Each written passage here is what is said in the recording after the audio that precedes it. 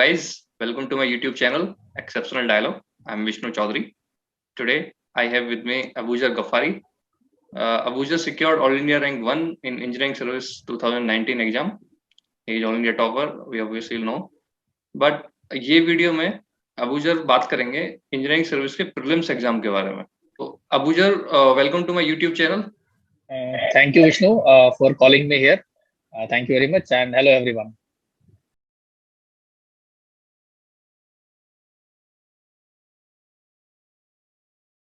So, Mr. Abujar, सबसे पहले interview start करें. Please introduce yourself and tell your background about engineering service preparation. So hello everyone. जैसा कि विष्णु ने बताया, I secured All India Rank 1 in 2019 basically. तो अपना बैकग्राउंड अगर मैं बताऊं तो I graduated from IIT Kanpur 2016 में with the BTech in civil engineering. उसके बाद मैंने एक साल कॉर्पोरेट में काम किया. फिर I started preparation for engineering services in 2017 July. So pre जो था वो आप जानते हैं जनवरी में होता था, मतलब अभी तो थोड़ा सा कोविड की वजह से आगे पीछे हो गया. तो 2018 में मैंने जब फर्स्ट अटेम्प्ट दिया तो I secured all India rank 61 and through that I got central water commission which is a department in the ministry of Jal Shakti. वहाँ मैंने एक साल काम किया, 1 से 1.5 साल. उसके बाद then I attempted again and fortunately I secured rank 1 in engineering services 2019. So अभी हम लोग me and Vishnu are colleagues as well. We are under training in Indian Railway Service of Engineers, basically under Ministry of Railways. So this is my brief introduction. And about my marks to begin with this session, I secured in paper 1, that is GS, I secured 118 marks, which was exceptional considering the level of GS. And in paper 2, that is engineering, civil engineering, I got 167 marks. That sums up to total 286 basically out of 500 in preliminary examination of engineering services 2019.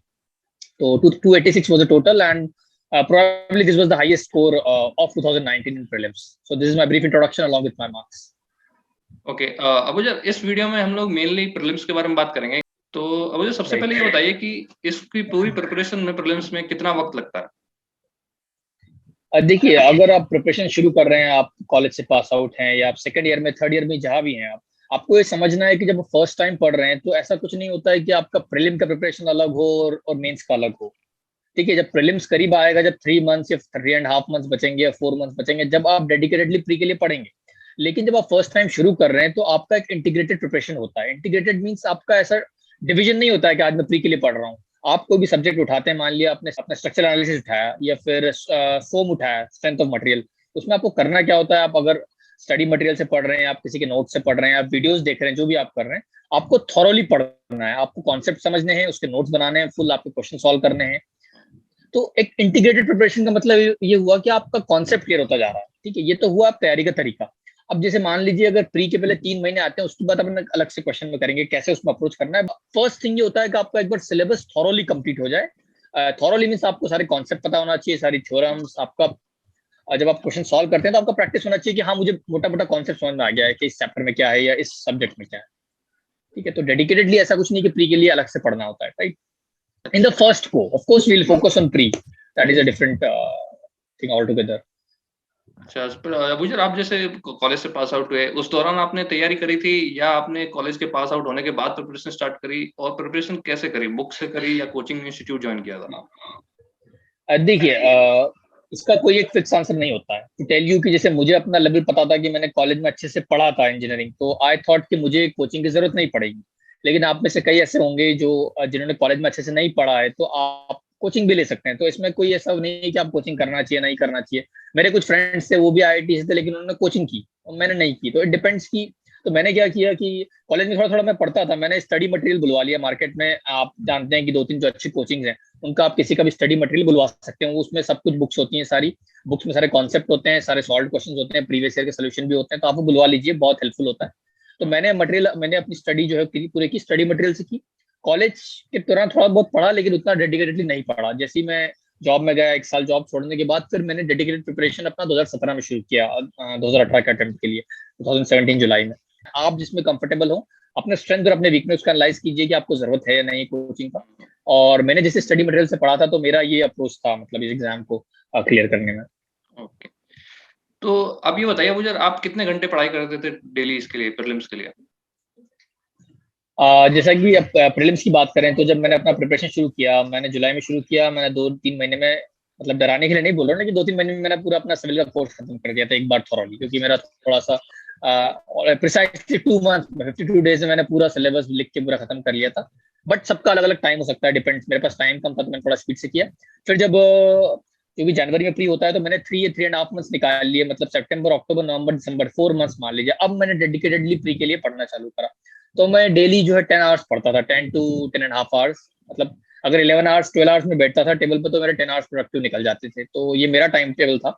आपके पास time ज्यादा है तो आप obviously आप उसको 9 hours 8 hours आपके हिसाब से जितना आप कंफर्टेबल है वो कर सकते हैं। तो ये मेरा मतलब जो 4 मंथ थे लास्ट के प्री के पहले, वो मैं इस तरीके से मैंने पढ़ा। अब यार आपने कोई टेस्ट सीरीज ज्वाइन करी, या टेस्ट सीरीज का कितना इंपॉर्टेंस है इस प्रिपरेशन में? देखिए, ये एक बहुत इंपॉर्टेंट क्वेश्चन है, हर कोई पूछता है और सबको आंसर भी पता होता है, लेकिन जस्ट वो लोग जो क्लियर कर चुके हैं उनके मुंह से सुनना चाहते हैं। तो टेस्ट सीरीज इज लाइक कि यार आप मानते हैं, आप जैसे मान लीजिए कि मैं एक हमेशा एग्जांपल देता हूँ कि आप प्रैक्टिस, आपको कोई बड़ा मैच खेलना है तो आप प्रैक्टिस खूब करते हैं। मतलब आपके जो प्रैक्टिस बॉलर्स होते हैं उनके सामने आप प्रैक्टिस करते हैं, लेकिन एक्चुअल में जो आपका मतलब कॉम्पिटिटर्स हैं, आप कहाँ स्टैंड करते हैं, आप कितनी गलतियां कर रहे हैं। तो टेस्ट सीरीज आपके लिए एक बहुत ही इंपॉर्टेंट मतलब रोल रखता है। आपका प्रिपरेशन कितना ही अच्छा हो, लेकिन आप एग्जाम को किस टेम्परामेंट से दे रहे हैं, आप कितनी गलतियां कर रहे हैं, कौन सा क्वेश्चन पहले अटेम्प्ट कर रहे हैं, ये सब टेस्ट सीरीज में प्रैक्टिस की जाती है। और हमेशा ध्यान रखिए, जो एग्जाम में आप एक्चुअल परफॉर्मेंस करने वाले हैं वो एग्जैक्टली वैसा ही होगा जैसा आपने टेस्ट सीरीज में प्रैक्टिस किया होगा, जिस टाइप से आप क्वेश्चन सॉल्व करते होंगे। तो टेस्ट सीरीज का बहुत ज्यादा इंपॉर्टेंस है। आई वुड सजेस्ट कि प्री के 2.5 या 3 मंथ्स पहले आप टेस्ट सीरीज शुरू कर दीजिए। उसमें पार्ट टेस्ट होते हैं, काफी सारी अच्छी कोचिंग जो है आपको पता है जो भी मार्केट में है तो अवेलेबल। तो आप पहले पार्ट टेस्ट देते हैं, फिर आप फुल टेस्ट देते हैं, तो बहुत अच्छा एक प्रिपरेशन हो जाता है टेस्ट सीरीज से। तो it's very important for your preparation. So अभी अब हम जनरल प्रिपरेशन से हटके अब स्पेसिफिक प्रिपरेशन की स्ट्रेटजीज पे आ जाते हैं, जैसे क्योंकि प्रीलिम्स अभी आने वाला भी है, एक महीना बाकी है, या जो जो राइट। फ्यूचर एस्पिरेंट्स हैं जो प्रिपरेशन करते हैं, तो कैसे जीएस को टैकल करना है और किस तरीके से इंजीनियरिंग को लेना है। तो हम पहले जीएस के बारे में बात करते हैं। एज जीएस में भी टोटल 10 सब्जेक्ट्स हैं, तो ईच सब्जेक्ट के बारे में हम स्पेसिफिक बात करेंगे कि किसके लिए कोचिंग नोट्स चाहिए, किसके लिए किस तरीके से प्रिपरेशन चाहिए। तो आप ये बताइए मुझे, आपने किस तरीके से जीएस को प्रिपेयर किया, क्योंकि कोचिंग तो आपने की नहीं है, तो उस हिसाब से आप बताइए कि हर 10 सब्जेक्ट्स को किस तरीके से लिया है। एक एक सब्जेक्ट के बारे में डिस्कस करते हैं। जीएस मैं मानता हूँ कि आप यूपीएससी ना बहुत ट्रिकी बनाता है। ट्रिकी इस सेंस में नहीं कि क्वेश्चन टफ होते हैं, क्वेश्चन थोड़े रैंडम होते हैं। मतलब you see all the topics, material science है या फिर डिजाइन ड्राइंग है, तो किसी में भी कभी किस साल कोई ज्यादा आ जाता है, कभी किस साल कोई ज्यादा आ जाता है। तो एज सच कोई स्पेसिफिक अप्रोच नहीं है जितना मैंने समझा एग्जाम को। मतलब आप हर साल का पेपर उठा के देख लीजिए, हर साल कुछ नया मिलेगा, किसी टॉपिक से कुछ ज्यादा क्वेश्चन आएंगे। वो लोग ट्राई करते हैं बैलेंस करने का। तो इसका अप्रोच मेरा ये था कि मैंने जैसे आपको बताया कि मेरा कोचिंग का मटेरियल बुलवा रखा था, तो मैंने लेटेस्ट जो बुकलेट आती है हर साल, यदि पेपर आता है उसके बाद वो बुकलेट्स रीपब्लिश करते हैं ताकि जो नया चीज है उसको इनकॉर्पोरेट कर पाए। तो बुकलेट्स मैंने बुलवा ली। फर्स्ट रीडिंग मैंने क्या किया कि हर एक टॉपिक को फर्स्ट रीडिंग गो थ्रू कर लिया। मतलब रीड कर लिया, अंडरलाइन कर लिए कुछ चीजें। फिर जब टेस्ट सीरीज देने वाला था मैं, तो उसके पहले मैं, जैसे टेस्ट सीरीज में पार्ट टेस्ट होते थे, तो इस वीक जैसे मान लीजिए मैथ्स आ रहा है, तो मैंने अपने मैथ्स के सारे नोट्स बना रखे थे, और जो जो मैंने पढ़ा था मैथ्स का वो मैं फिर से एक बार रिवाइज करके, मतलब जीएस में आपको कोई रटना नहीं है। व्हाट आई थिंक क्रैम नहीं करना है। कुछ टॉपिक्स हैं जैसे मटेरियल साइंस स्पेसिफिकली, इसमें आपको याद करना पड़ सकता है, ये एनवायरमेंट थोड़ा बहुत याद करना पड़ सकता है, ये क्वालिटी में कुछ फॉर्मूले याद करना पड़ जाए, तो ये अलग चीज है। बाकी मेरा ये मानना है कि आप एक बार अच्छे से रीड कर लीजिए, टॉपिक का बेस समझ लीजिए कि यार एक्चुअल में क्वालिटी में क्या कहना चाह रहा है, कि कुछ मेथड्स हैं, सिक्स सिग्मा है या फिर जो भी मेथड्स हैं उनका बेसिक प्रमाइस क्या है, या फिर उसको कैसे अप्लाई कर रहे हैं क्वालिटी कंट्रोल करने के लिए। मतलब एक जस्ट एन एग्जांपल। तो मेरा अप्रोच था कि इसको थॉरली रीड कर लिया। मतलब बिफोर प्री मैं फर्स्ट टाइम तो अपना बेसिक रीड किया था, सेकंड टाइम जो पार्ट टेस्ट होते थे उनके पहले टॉपिक वाइज रीड करके जाता था, और फाइनली जब एग्जाम था एक्चुअल में उसके 10 दिन पहले या 20 दिन पहले मैंने सब एक एक पूरा फिर से गो थ्रू कर लिया था, जो अंडरलाइन किया था उसको अच्छे से पढ़ लिया था।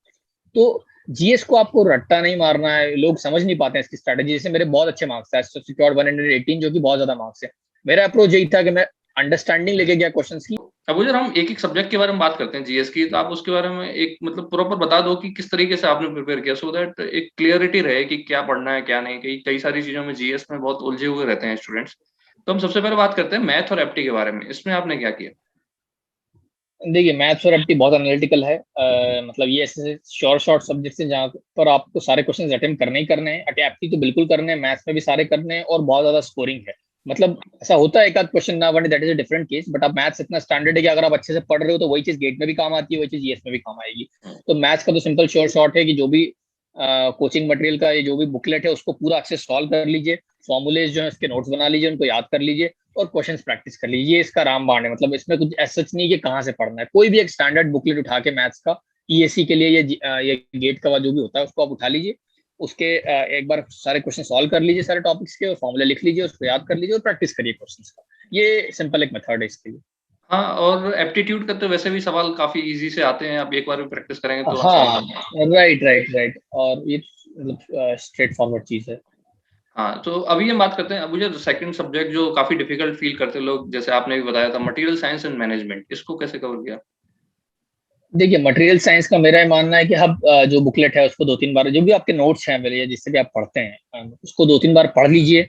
कुछ चीजें ऐसी उसमें जो आपको याद करनी पड़ेगी, जैसे बॉन्ड अरेंजमेंट वगैरह होता है, या उसमें कुछ चीजें ऐसी होती है जो आपको याद करनी है। तो मटेरियल साइंस में मेरा ये कि जो याद करने वाली चीजें आपको लग रही है, 2-3 साल के पेपर आप देखिए ईएससी के कौन से क्वेश्चन पूछे हैं, उनको याद कर लीजिए। बट एक एक बार मतलब अच्छे से और इसको याद ध्यान रखिए कि जब आप रिवाइज करते हैं तो इसको एंड में रखिए सब्जेक्ट्स को जो थोड़ा भूलते ज्यादा है, जिसमें ज्यादा पढ़ना है। तो ये इसके लिए स्ट्रेटेजी है कि 2-3 रीडिंग्स आप अच्छे से कर लीजिए, और जो अंडरलाइन किया है, जो याद करने वाली चीजें हैं, वो उसको आप याद कर लीजिए। I think this should help. ज्यादा कुछ इसमें है नहीं बताने का। तीसरी सब्जेक्ट हम डिस्कस करते हैं एनवायरनमेंट के लिए, और स्पेशली सिविल इंजीनियर्स के लिए उनके टेक्निकल में भी एनवायरनमेंट है, क्या वो हेल्प करती है इसमें? हाँ, जनरल क्वेश्चंस अगर कोई आता है, जैसे कई बार आप देखोगे कि एक बार बीओडी वीओडी का सवाल आया था, तो वो दूसरे वो सबके लिए कॉमन होता है जीएस, तो कुछ लोग नहीं कर पाते, तो हम लोग को काफी हेल्प भी मिल जाती है इससे। कई बार ये कि पूछा था बीओडी क्या होता है, बायोलॉजिकल बायोकेमिकल क्या होता है, तो सिंपल सा क्वेश्चन था, तो वो थोड़ा बहुत तो हेल्प मिलता है, नो डाउट। बाकी जनरल चीजें जो ग्रीन एनर्जी की बात होती है, काफी ज्यादा स्ट्रेस होता है ग्रीन एनर्जी क्वेश्चन पूछ लेते हैं वो लोग। ग्रीन एनर्जी मतलब कि जो भी टाइप्स होते हैं विंडमिल वगैरह उसमें से, या फिर जो भी सोलर पैनल्स हैं, तो कुछ ऐसा क्वेश्चन पूछ सकते हैं वो लोग। उसके अलावा जो पैक्ट वगैरह हुए, एनवायरमेंटल पैक्ट्स वगैरह हुए हैं, या कुछ जो बहुत ज्यादा, जैसे मान लीजिए कोई पेरिस क्लाइमेट चेंज हुआ है, या फ्रेमवर्क जो बनता है आईपीसीसी का, inter governmental panel on climate change, वो सब अगर कोई रिसेंट मीटिंग हुआ है लास्ट ईयर में, तो करंट अफेयर से भी कई बार कोइंसाइड कर जाता है, जिसकी हम बात करेंगे अभी। तो एनवायरमेंट आप ध्यान रखिए, जो करंटली चल रहा है, ये जो स्पेशल हॉट टॉपिक जो यूपीएससी को पसंद है, वो आप थोड़ा सा ध्यान से उसको पढ़िए और उसको थोड़ा दिमाग में रखने की कोशिश कीजिए। एंड फोर्थ सब्जेक्ट की हम बात करें अबूजर, तो प्रोजेक्ट मैनेजमेंट को किस तरीके से लेते हैं? ये भी हमारे टेक्निकल सिविल से कोइंसाइड करता है। राइट, प्रोजेक्ट मैनेजमेंट थोड़ा सा इजी हो जाता है। आई थिंक सीपीएम पार्ट वगैरह ऑलरेडी कवर हो जाता है, और थोड़ा बहुत उसमें जो चीजें होती है उसको तो I think the best way इसकी एक बार रीड मार लीजिए, इसको 3 बार भी पढ़ने की जरूरत नहीं है, 2 बार भी पढ़ लेंगे तो उसका हो जाएगा आपका काम। क्योंकि मैंने देखा है कि एक आध बार पेपर में सीपीएम पार्ट वगैरह का ऐसा क्वेश्चन आ गया था, या कुछ नंबर ऑफ प्रोजेक्ट डेज वगैरह पूछ लेते, तो वो बन जाता है, उतना मुश्किल नहीं होता प्रोजेक्ट मैनेजमेंट। जस्ट दैट थोड़ा सा टाइप्स ऑफ जो प्रोजेक्ट मैनेजमेंट होते हैं, या फिर जो टीम ऑर्गेनाइजेशन होता है टाइप, जैसे मैट्रिक्स ऑर्गेनाइजेशन है, या फंक्शनल है, या फिर प्रोजेक्टाइज ऑर्गेनाइजेशन है, वो सब आप एक बार देख लीजिए मोटा मोटा क्या होता है। राइट। अगला सब्जेक्ट अबूजर, अगर एथिक्स के बारे में बात करें, तो एथिक्स में कई बार तो डायलेमा ही रहता है, आंसर का कुछ क्लैरिटी भी नहीं रहती, उसको किस तरीके से पढ़ा?